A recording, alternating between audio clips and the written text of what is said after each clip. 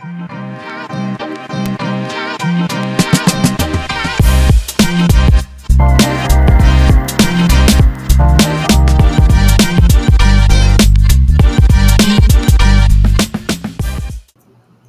to the KNF Podcast, where we investigate unsolved mysteries. I'm your host, Frank Robinson. And I'm your co-host, Colby. In this episode, we're going to talk about D.B. Cooper.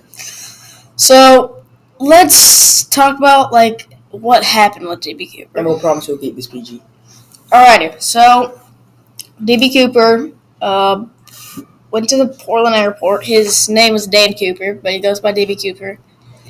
He bought a ticket, all cash, Portland airport, flight 305, bound for Seattle, Washington. So when he got on the flight, he asked for a drink from his stewardess. This is just the whole backstory of it. Mm-hmm. And so he asked the drink from his stewardess, right? And the stewardess came up to him and he handed her a note. The note said, "I have a bomb." Yeah, and then asked if she could sit next to me. So after he did that, he got a $200,000 ransom from the First National Bank. Okay. So he got a parachute and jumped out of the plane over Vancouver, Washington, and right off the Columbia. And wasn't there money found in the Columbia? Yeah, there's money found near where he was suspected to be jumped out of the plane. Yeah. Okay, so let's talk about how he's never found. So he was never found clearly. So we didn't have high technology back then, so we didn't have tech to find him. But yeah, he jumped out near Vancouver. There's some theories that there could have been a boat waiting for him near the Columbia, right? Or yeah. What was your other one? That he just went in the woods, but where he jumped was such a weird area because it was just woods. It wasn't as close as Vancouver that you think it is. I mean, it's pretty close. It was a long time ago, so it's not very much. So this was November 24th, 1971. So how he's never found, I think he just disappeared, okay? There's many rumors about how he did it. We all know Dan Cooper wasn't his real name, let's be honest. Yeah. Okay, is D.B. Cooper still alive? No, because right here it says 1971, a man named Dan Cooper approached the Northwest Airlines in Portland, Oregon, and that was 1970. So if he was in his mid-40s, 1970s, he'd be late 90s or 80s. Right now, so yeah, he'd be late 90s, and that's very rare to make it to. So, if he made it to that, he could still be alive. They opened the case, they closed the case, or didn't close it, they paused it, opened it back up in 2016, and then, or not 2016, 2015, and then closed in 2016. Yeah, then closed it back up again in 2016 for good because they all think he's dead.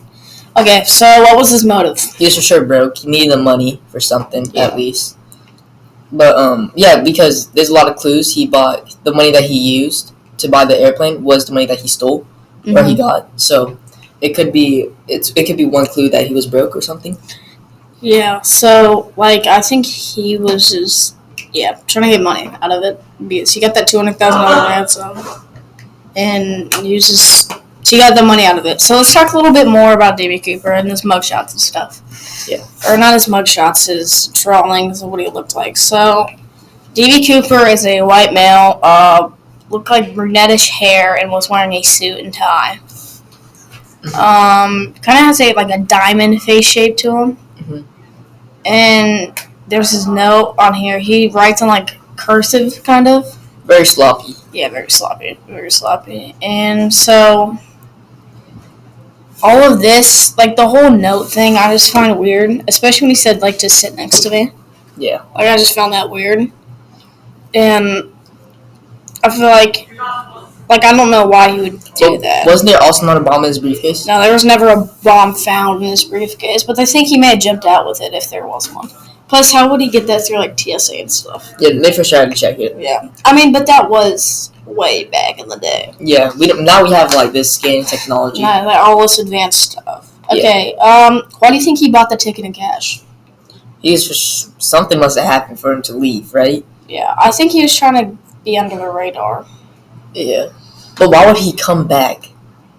Well, why would he jump out of Vancouver, Washington? Yeah, why would he do that? I mean, that's kind of. I feel like he knew where he was going to jump out at. I think it was probably planned then. Yeah, and that's the whole boat theory because it's right off the Columbia. Like, he could have easily got away. Frick, you can literally go up to Canada and stuff. And there's so many ways he could have just disappeared, you know? Yeah. And, I just find it weird that, I do find that, a weird spot where you would jump, because I would more think of him jumping somewhere, the mountains. We have Mount Rainier, Mount Hood. Yeah. Or not Mount Hood, that's the opposite way of there.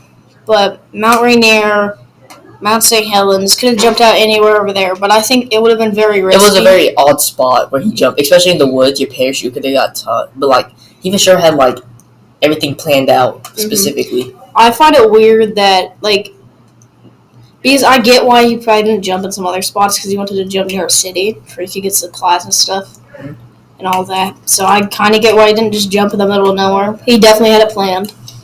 So let's talk about what am I trying to get at here is we talked about we talked about his motive. Yeah. Is he still alive? He was never found. Let's talk about his backstory. Yeah, let's talk about his backstory. So not a lot of people know who he is. There's people saying he because it's not his real name. They don't find out who he is, and they didn't have the fingerprint technology and all that back then. It was super easy.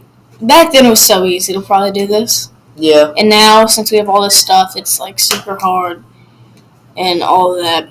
So, let's go back to how he's never found. Do you what do you think? Do you think he died doing this? Because there was no body found. There's no body. But there's the Columbia. The Columbia, I mean, he could have, there's possible ways he could have died, Yeah, there's a lot of possible ways. So, back to, let's go to is he still alive? So, they think he was in his mid-40s, I don't know. Yeah, well, he was born, if I get my math right, 1930-ish, right? Yeah. So, yeah, it's a pretty long time ago. It's in the 70s. He would be in the 70s by the 2000s. Then you add 25 plus years. He would be 95 right now. Yeah. I just find it super weird that he was never found because there's so much authorities to go find him. FBI got involved. Yeah. Federal, everything got involved with it. Okay. So that's what we have to talk about today.